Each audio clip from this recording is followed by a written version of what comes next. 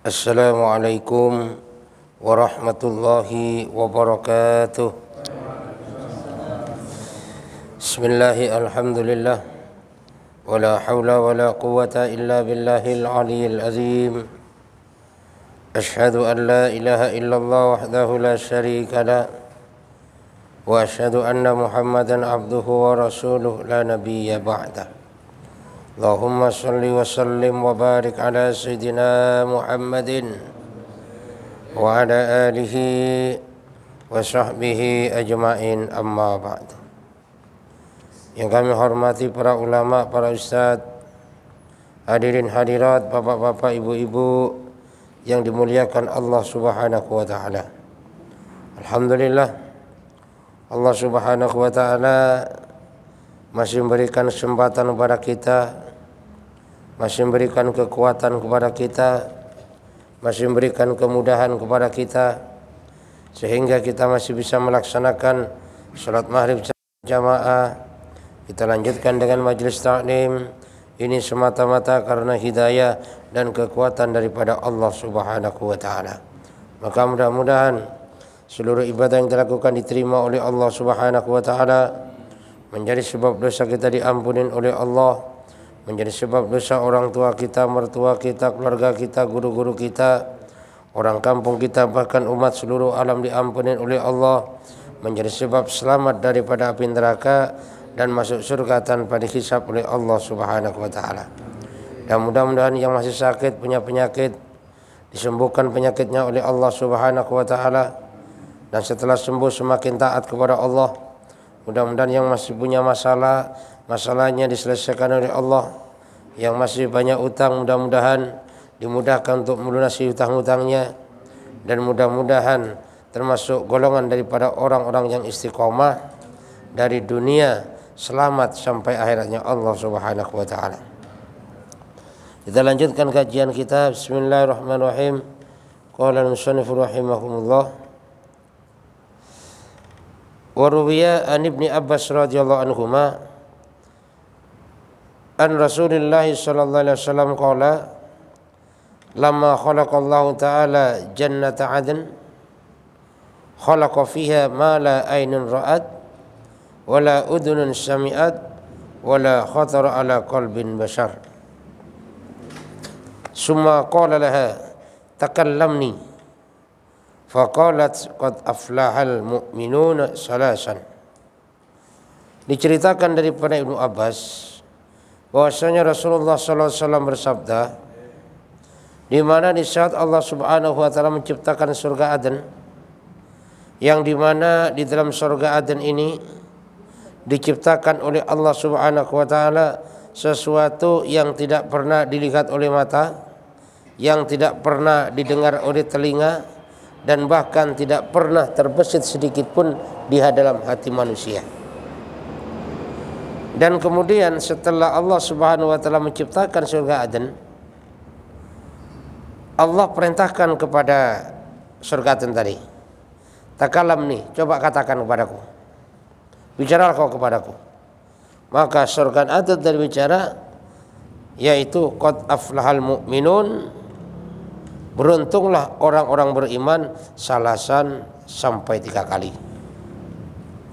Jadi surga Aden ini, Pak, ya, surga yang sangat luar biasa, di mana surga ini yang di dalamnya itu penuh dengan kenikmatan yang tidak pernah dilihat oleh mata, enggak pernah didengar oleh telinga, bahkan tidak pernah terbesit dalam hati seseorang.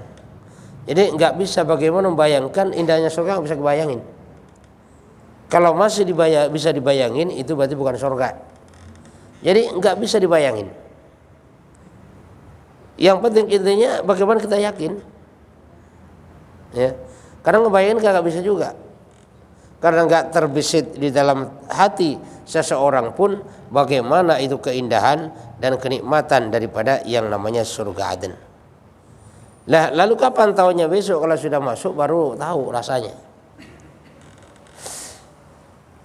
Lah kemudian surga Aden tadi mengatakan kepada Allah Subhanahu wa taala, beruntunglah orang beriman, beruntunglah orang beriman, beruntunglah orang beriman. Jadi orang beriman ini orang sangat beruntung dari dunia sampai akhirat. Ini orang beriman. Jadi orang kaya beruntung, jadi orang miskin beruntung. Jadi nggak ada ruginya orang beriman itu. Kok seandainya orang kaya, maka orang beriman ini akan dibimbing oleh Allah Subhanahu wa taala bagaimana mengarahkan kekayaannya. Seandainya dia jadi orang miskin, maka akan dijaga oleh Allah Subhanahu wa taala agar tidak mengeluh atas kemiskinannya. Sehingga apa? Jadi orang kaya dia hidupnya senang, jadi orang miskin hidupnya senang. Yang namanya hidup senang, Pak, ya, makan enak tidurnya nyenyak, itu tandanya itu. Itu berarti senang hidupnya.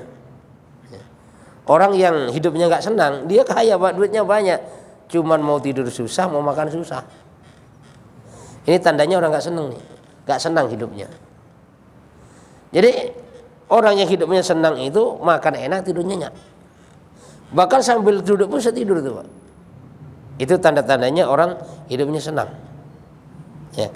Jadi beruntunglah orang-orang beriman, nggak ada ruginya.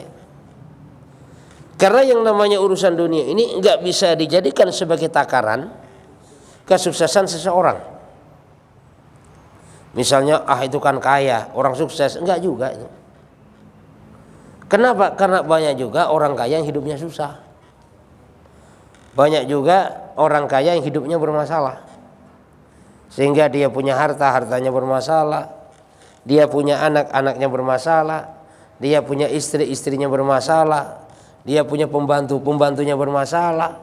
Dia punya sopir, sopirnya pun bermasalah. Bahkan bisa jadi dia punya kucing, kucingnya pun bermasalah.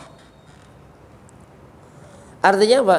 Artinya harta itu tidak bisa dijadikan ukuran bahwa seseorang itu bahagia. Dan kemiskinan itu juga nggak bisa dijadikan ukuran orang itu menderita. Karena banyak juga orang yang hidupnya pas-pasan, bahkan kalau menurut gaji kayaknya nggak cukup dah ya. Tapi hidupnya terlihat senang. Anaknya baik-baik, istrinya baik. Padahal istrinya itu nafkahinnya kadang-kadang sering kurang. Cuman istrinya baik. Cuman istrinya nggak protes. Kan? Dikasih 10.000 alhamdulillah, dikasih 100.000 alhamdulillah, bahkan dikasih 1 juta pun juga alhamdulillah. Jadi istrinya baik, istrinya nggak protes, senang hidupnya, Pak. Ya. Apalagi yang namanya suami itu kan, kesenangan hidupnya itu kalau istrinya baik, itu senang hidupnya. Pulang kerja disambut sama istrinya, tawarin minum, tawarin apa itu kan. Makan diambilin, seneng banget suami, Pak. Ya. Walaupun hidupnya nggak kaya, tapi seneng banget. Apalagi hidupnya kaya, kan? Karena namanya suami, pulang kerja kagak taunya istri udah tiduran dulu di sofa nonton sinetron dulu kan. Suami pulang kagak diurusin minumnya kagak apa gini-gini, itu kesel juga kadang-kadang itu. Kenapa? Karena di luar rumah udah capek, di dalam rumah pun dibuat capek. Makanya wajar kalau Rasulullah SAW sampaikan bahwasanya ad-dunya mata'un wa khairu mata'iha al-mar'atus sholihah. Dunia adalah perhiasan dan sebaik-baik perhiasan adalah wanita solehah. Artinya apa? Istri solehah sebaik-baik perhiasan. Itu bagi laki-laki. Kenapa? Karena laki-laki mau berhias apa lagi coba? Apa mentang-mentang kaya dia mau pakai anting misalnya kan? Ya nggak pantas. Apa mentang-mentang kaya tiba-tiba emasnya gelangnya berderet? Nggak pantas. Yang pantas berhias itu perempuan, wanita. Nah, sedangkan wanita sendiri itu perhiasan bagi laki-laki, ya. Dan sebaik-baik perhiasan adalah wanita solehah.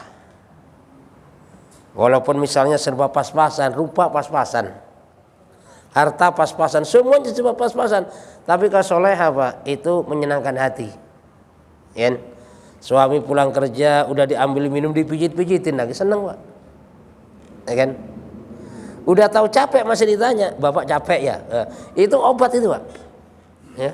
Jadi suami lagi capek, ya, udah macet di jalan kepanasan, nyampe rumah sambil dipijit, "Bapak capek ya?" Itu obat itu Pak. Ya kan? Beda dengan pulang rumah dicuekin, beda banget. Udah nek kadang-kadang kan. Sehingga apa? Sehingga bisa jadi suami ini nggak kerasan di rumah. Ya. Kalau udah nggak kerasan di rumah, kalau di orang kaya Pak, malam-malam larinya ke diskotik, cari perempuan malam, pokoknya bermaksiat. Kalau punya duit. Tapi kalau nggak punya duit gimana? Di rumah pusing, ya, ngeliatin istri udah muka udah kayak batu kuburan misalnya kan, udah mukanya asem, nggak kerasan di rumah, kemana? Pos ronda kalau kagak punya duit. Nongkrong di pinggir jalan. Nah, makanya sebaik-baik perhiasan ini adalah wanita solehah. Nah, wanita solehah ini ciri-cirinya kata Rasulullah SAW, bahwasanya idza nazarka sarratka, apabila kamu memandang itu menyenangkan. Ini cirinya Pak. Ya. Jadi apabila dipandang menyenangkan, ini wanita hebat nih. Bukan karena suami punya duit, bukan. Jadi suami gak punya duit dipandang menyenangkan, suami punya duit dipandang juga menyenangkan. Ini wanita solehah. Nah kalau wanita yang gak solehah bagaimana? Kalau suami lagi banyak duit dipandang menyenangkan walaupun terpaksa. Kalau kagak punya duit, asem dulu itu muka. Kalau cari wanita gini banyak Pak, ya kan? Jadi kalau yang cari yang istilahnya dipandang menyenangkan, punya duit nggak punya duit, agak susah, ya. Barangkali sekian ratus satu. Tapi kalau lagi banyak duit dipandang tersenyum, nggak punya duit ngambek, itu banyak banget tuh. Nah makanya wanita ini perhiasan yang paling utama, kan? Makanya kan kadang-kadang kasihan juga Pak, ya kan? Dia pegawai kecil, udah pensiun lagi kan, gaji mah gak punya. Ini kalau nggak punya wanita soleh apa udah cepat meninggal Pak kayaknya Pak. Kalau nggak gitu cepat stroke, karena stres mulu bawanya, diomelin mulu bawanya. Lah tapi kalau istrinya wanita soleha, ya, dia nggak punya gaji misalnya kan, dia pas-pasan, bahkan makan sama garam, tetap saja tersenyum pada suaminya. Bahkan banyak menghibur, tenang Pak. Di dunia sekarang kita memang bisa jadi makan sama garam doang, tapi di surga besok Masya Allah berbagai macam kenikmatan akan diberikan oleh Allah Subhanahu Wa Taala. Bapak akan menjadi ganteng, kuat, perkasa. Ibu akan menjadi cantik jelita lagi, dihibur oleh istrinya. Jadi walaupun suami capeknya nggak karuan, ini capeknya udah capek banget, tapi sangat merasa terhibur dengan wanita soleha yang semacam itu. Makanya mudah-mudahan istri-istri kita jadi soleha ya. Mudah-mudahan anak kita yang perempuan jadi soleha juga, yang akhirnya menjadi penghuni surganya Allah Subhanahu Wa Taala. Summa qalat, kemudian surga Aden tadi berkata lagi, inni haramun ala kulli bakhilin wa munafikin wa mura'in. Ini kata surga Aden, saya haram. Untuk siapa? Untuk setiap orang yang pelit. Siapa lagi? Kemudian untuk orang munafik. Siapa lagi? Untuk orang yang riya. Jadi kalau di dalam diri seseorang ada sifat tiga ini, yang pertama adalah sifat bakhil medit, yang kedua sifat munafik, yang ketiga sifat riya, maka surga Aden gak mau dimasukin orang yang semacam itu.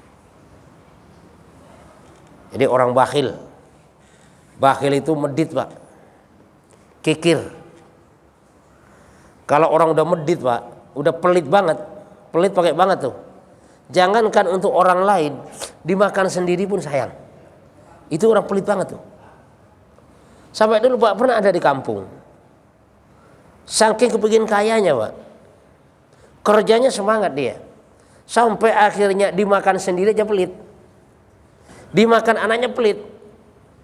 Zaman dulu kan nggak ada tabungan masih kan, nggak ada bank.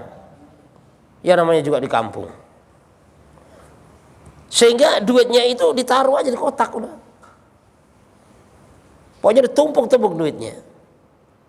Nah dengan kuasa Allah ya karena dia pelit, ternyata duitnya dimakan rayap.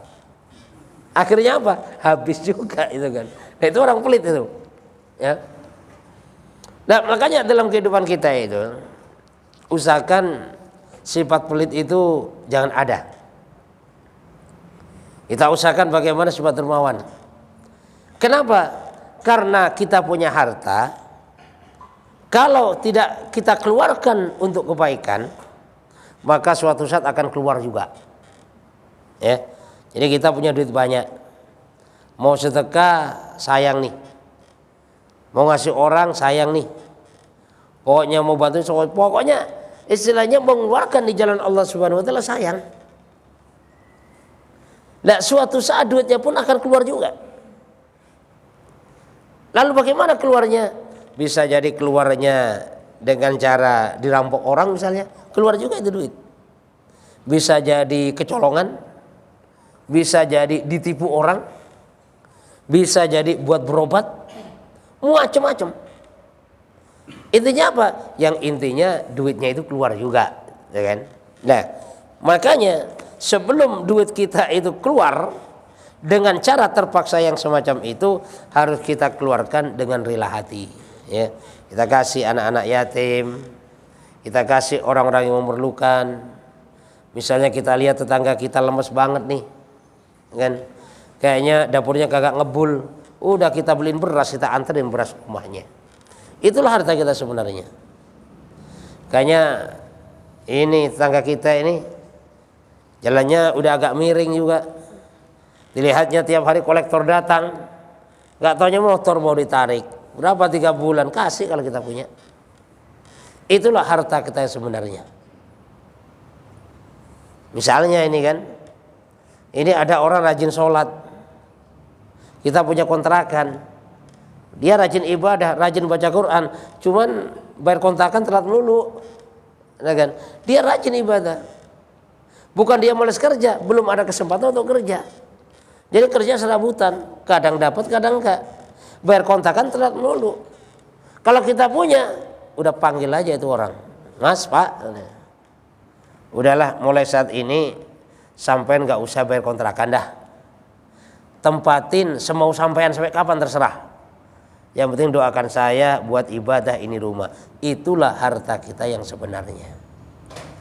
Nah, cuman yang jadi masalah kan kadang-kadang kita pelitnya itu loh, Pak. Sifat pelitnya itu loh.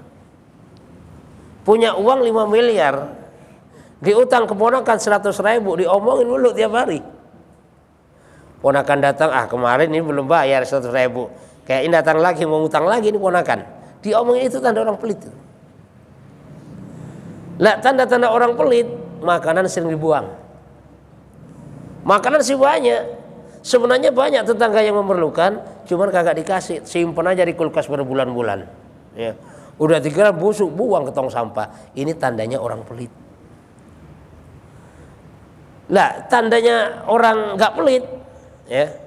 Jadi di rumahnya makanan banyak, cuman cepat habis. Itu tandanya orang nggak pelit tuh. Ya. Misalnya apel banyak banget ini, nggak lama habis tuh. Kenapa? Dibagikan kepada orang lain. Suka bagi-bagi. Itu sangat luar biasa itu, Pak. Ya. Sangat luar biasa kalau punya sifat suka membagi. Ya. Karena orang yang pelit ini diharamkan masuk daripada surga Aden. Makanya dari sekarang, Pak, kita usahakan jangan sampai pelit kita. Misalnya mau ada teman minjem, kasih aja kalau punya. Ya. Kalau nggak punya ya bilang. Misalnya, Pak, saya minjem uangnya, Pak, 500 saja. Kita punya 1 juta, jangan saya bilang, maaf saya nggak punya. Jangan, Pak. Kenapa? Karena kalau bilang nanti saya nggak punya beneran nanti kan. Karena walaupun 1 juta, itu punya. Gitu kan? Lah bagaimana caranya ngelasnya? Bilang aja, Mas saya ini ada uang 1 juta, cuman untuk keperluan gimana nih? Nggak ada lain saya ini. Oh gitu, Pak, iya. Yaudah nih saya kasih 200 itu sampai Anda. Udah beres itu, Pak. itu menggembirakan orang itu. Itu orang langsung doanya dikabul oleh Allah Subhanahu wa taala. Orang lagi memerlukan, Pak, ya. Mau minjem kepada kita, kita kasih. Itu sangat luar biasa. Aras itu goncang dengan doanya orang yang semacam itu. Ya. Apalagi punya banyak, jangan sampai ngeles, ya. Yang penting kalau ngeles sekiranya nggak bohong gitu ya kan. Misalnya punya uang 5 miliar, Pak saya pinjam uang 1 juta Pak. Waduh Mas, bukannya cuman saya nggak bisa minjemin Mas, gitu aja udah. Itu lebih fair itu Pak. Saya nggak bisa minjemin, itu kan. Jadi jangan sampai bilang nggak punya. Saya nggak bisa minjemin. Kenapa nggak bisa minjemin Pak? Nah, ini kemarin sudah berapa orang kagak balik, itu kan misalnya kan. Mendingan seperti itu. Ya. Apalagi sekarang itu kan banyak korban-korban apa itu istilahnya kayak apa yang pinjol itu kan, bahaya itu. Makanya sebenarnya saya di musola saya sana ada program juga. Inginnya dari musola itu bagaimana menalangin orang-orang yang terkena dampak daripada bank keliling bangkai itu kan. Yang biasanya pinjamnya 1 juta, terimanya 800, bayarnya 1.200.000. Apa nggak nyekek ini? Nah mereka itu terpaksa pinjam itu. Ya mungkin karena kebutuhan atau bahkan mengedablek ada juga. Ya. Ada juga yang mengedablek Pak. Jadi pinjam ini, banyak pinjaman. Gila udah pada datang semuanya pindah dari kontrakan. Ada juga yang seperti itu. Nah tapi kita lihat kalau memang dia orangnya kayaknya jujur, orangnya memang terpaksa, boleh juga kita bantu seperti itu daripada istilahnya dia itu terjepit pinjaman yang semacam itu. Kasihan Pak kadang-kadang. Itu kasihan. Ya. Itu tadi kan minjemnya 1 juta, nerimanya 800, ngembaliinnya 1.200. Itu kan sangat luar biasa itu. Nah, makanya kalau misalnya kita punya, mendingan kita talangin, kita kasihan Pak. Nah kita kasihan kepada sesama, nanti Allah pun kasihan pada kita. Ya. Jadi kalau kita biasa nolong orang Pak, biasa ngasih orang, berbagi pada orang, suatu saat akan banyak orang berbagi kepada kita. Bahkan dimanapun kita nggak akan terlantar Pak, ada aja jalan keluarnya. Kalau nggak ke kita, nanti kepada anak-anak kita. Itu. Ya kayak ibu saya Pak, orang tua saya di kampung itu kan. Pokoknya setiap ada tamu ke rumah, nggak pernah dianggurin Pak. Kan? Saya ingat saya masih kecil dulu, kan di tempat saya itu memang kebun cengkeh kan. Kalau sudah panen cengkeh, masya Allah dari mana orang datang. Saya masih kecil itu. Jadi yang tidur di rumah itu tukang gigi dulu kan. Itu sampai 15 orang. Ya, sampai 6 bulan. Itu nggak bayar tuh Pak. Makan dikasih tiap hari sama ibu saya itu. Makanya alhamdulillah saya kemanapun ya ada aja pertolongan Allah. Yang jelas saya yakin ini gara-gara amalan orang tua saya itu. Begitu juga pesan juga orang tua sama saya, pokoknya nak kalau ada tamu jangan dianggurin. Apapun yang kamu punya udah kasihkan. Bukan? Udah pokoknya kasih yang terbaik. Dan itu masih terngiang-ngiang sampai sekarang pesan itu. Karena sangat luar biasa Pak. Ya. Makanya ya kita belajar Pak. Supaya apa? Supaya kita bisa masuk surga Aden gitu kan. Bukan menjadi orang yang pelit, tapi menjadi orang yang dermawan semampu kita. Ya. Jadi kita memberi nggak harus kaya dulu Pak. Kan kadang-kadang ada orang kan, wah nanti dah kalau saya udah kaya baru saya dermawan. Bila sudah kaya, pikirannya beda lagi dah.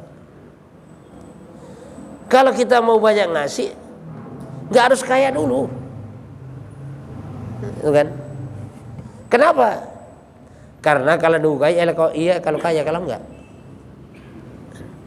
Jadi sebisa kita, semampu kita.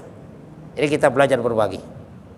Makanya di musola saya Pak tiap hari itu ya, tiap hari itu habis subuh taklim, tiap hari itu, habis taklim musyawarah. Habis musyawarah itu musyawarahkan apa saja? Ya termasuk siapa yang sakit dikunjungin, mau berkunjung sama siapa, mungkin siapa yang ada masalah, macam-macam dikunjungin, dimusyawarahkan. Ya. Dan setelah itu baru ngopi bareng-bareng. Dananya dari mana? Ada aja Pak. Tiap hari ngopi, boleh sekali-kali subuh di tempat saya sana, di Musola Al-Ikhlas. Musolanya kecil, cuman penuh programnya, alhamdulillah di situ. Jadi tiap hari ngopi. Jadi sesama pengurus itu ngobrol, bagaimana perkembangan musola ini, bagaimana itu. Jadi suasana hidup. Jadi tiap hari ngopi, yang ngopi ada sarapan, itu tiap hari. Dananya dari mana? Ada aja dah. Ya, ada aja. Ya walaupun dimulai dari pertama 3 orang, 4 orang, sampai akhirnya sekarang tiap pagi itu sampai 15-20 orang itu yang duduk. Pulang-pulang setelah isyraq baru pulang. Itu kebanyakan seperti itu. Tapi kalau taklimnya itu sehari 2 kali, habis asar taklim, habis subuh taklim. Itu musola itu, Pak. Ya. Habis asar taklim, habis subuh taklim. Itu musola itu, di tempat saya itu. Alhamdulillah ya. Jadi amalan itu terjaga. Gitu. Jadi yang selanjutnya wa munafikin dan orang munafik. Jadi orang munafik ini termasuk orang yang diharamkan masuk surga Aden.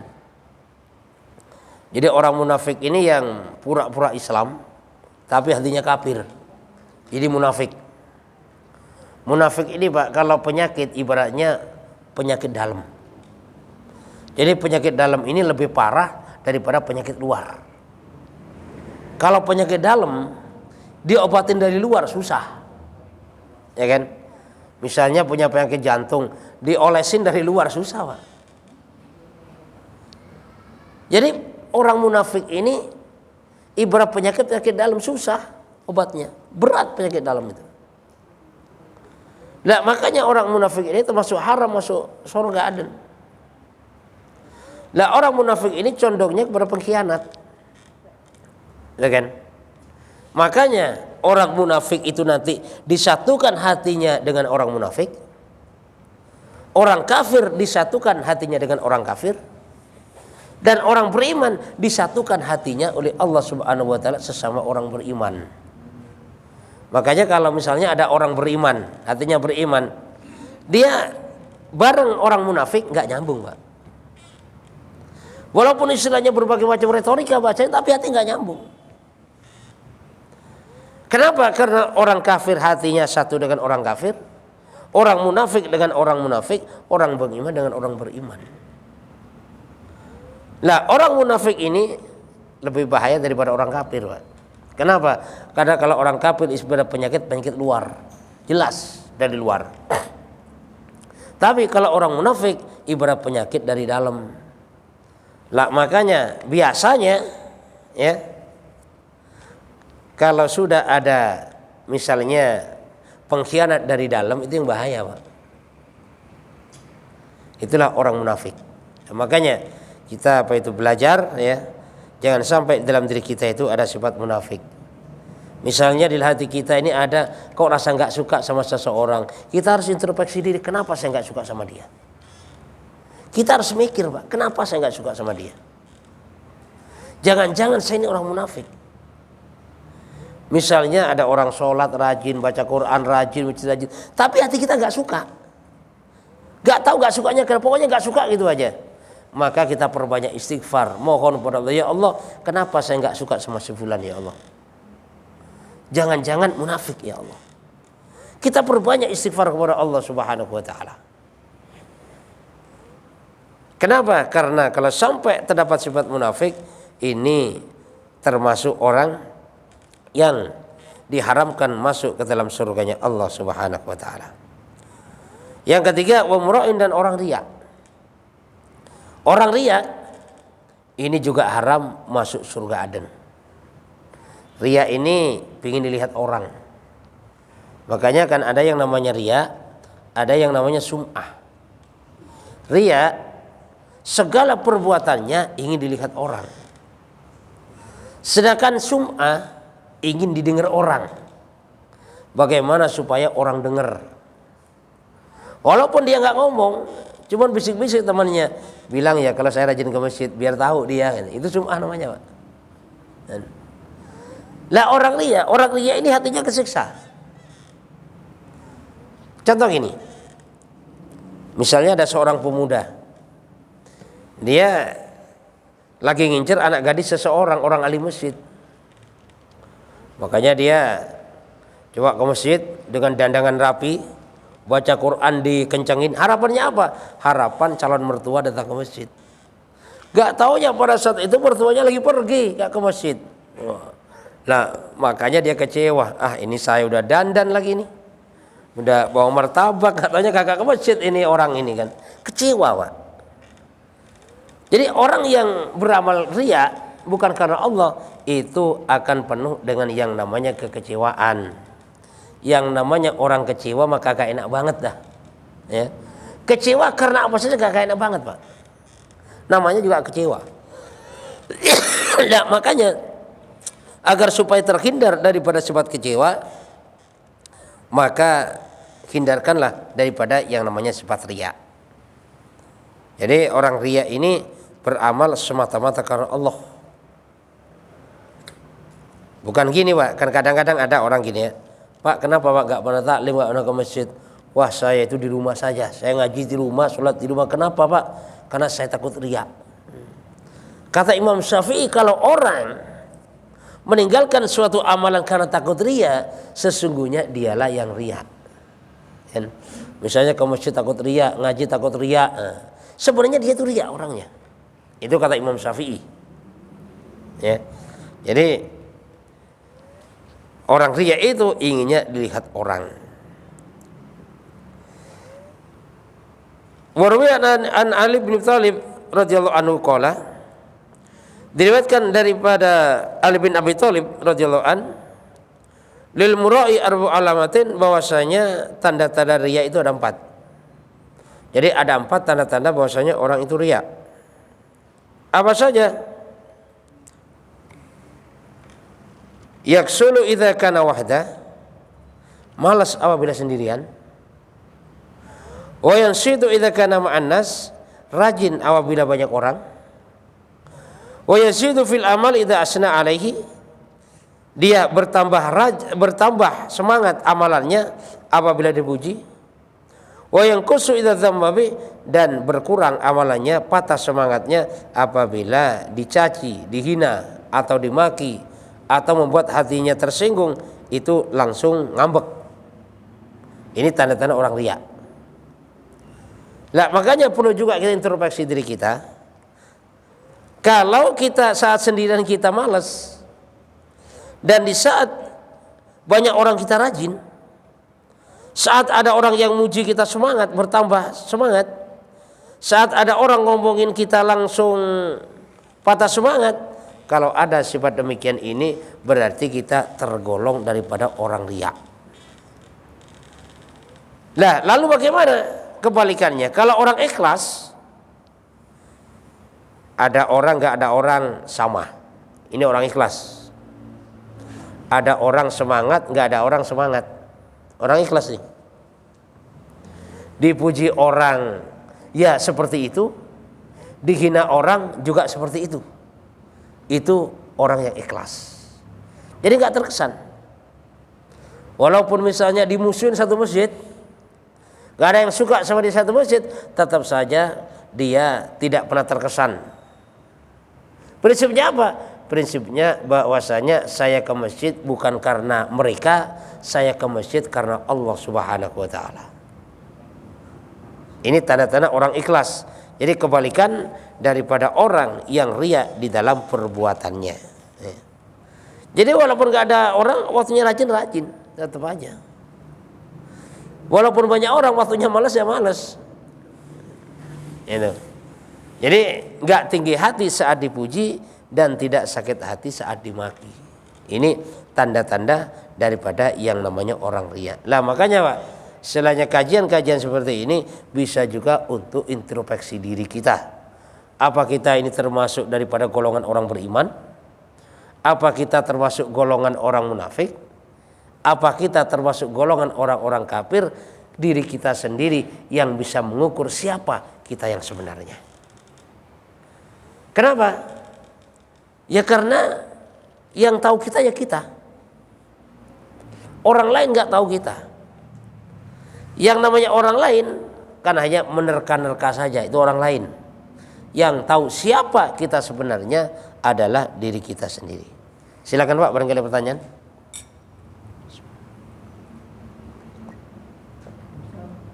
Ya.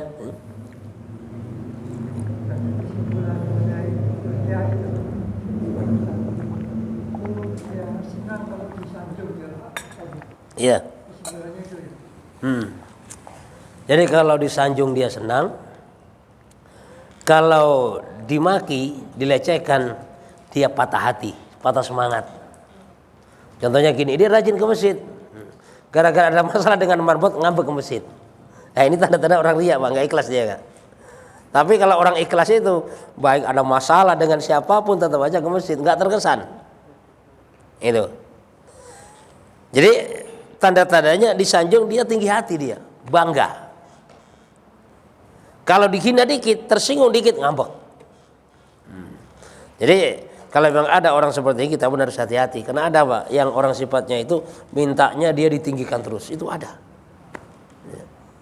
Kalau tersinggung dikit, ngambek, ada itu, Pak. Dan makanya kita harus belajar. Kita belajar ikhlas karena Allah Subhanahu Wa Taala. Kita belajar ke masjid karena Allah, kita belajar taklim karena Allah. Yang penting intinya kita belajar bagaimana setiap perbuatan kita, setiap apa yang kita laksanakan ini semata-mata hanya karena Allah Subhanahu Wa Taala. Jadi kembali lagi bahwasanya yang diharamkan masuk surga Aden, yang pertama adalah orang bakhil, yang kedua orang munafik, dan yang ketiga adalah orang yang riya. Agar supaya kita boleh masuk surga Aden, maka yang pertama kita harus dermawan, kita suka memberi, kita suka berbagi, dan menghilangkan daripada sifat munafik, jadi orang yang berimannya sempurna, kemudian menjadi orang yang ikhlas karena Allah Subhanahu Wa Taala. Karena orang munafik, Pak, ini min darkil asfal min jahannam. Nanti tempatnya di neraka jahanam yang paling bawah, aspal. Aspal bahasa Arab, Pak, aspal. Jadi aspal ini termasuk tempat serendah-rendahnya tempat. Makanya kalau kita lihat aspal, Pak, kagak ada yang di kepala itu aspal. Itu diinjek kaki semuanya, ya. Walaupun di atas di jalan layang, tetap saja aspal itu diinjek di bawah. Jadi aspal itu adalah bahasa Arab.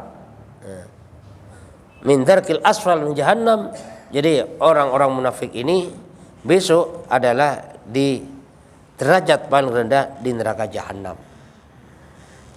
Makanya kita belajar, Pak, kita harus introspeksi diri, jangan sampai kita ini termasuk daripada golongan orang-orang munafik. Ya? Iya. Penjelasannya bagaimana? Subhat ya.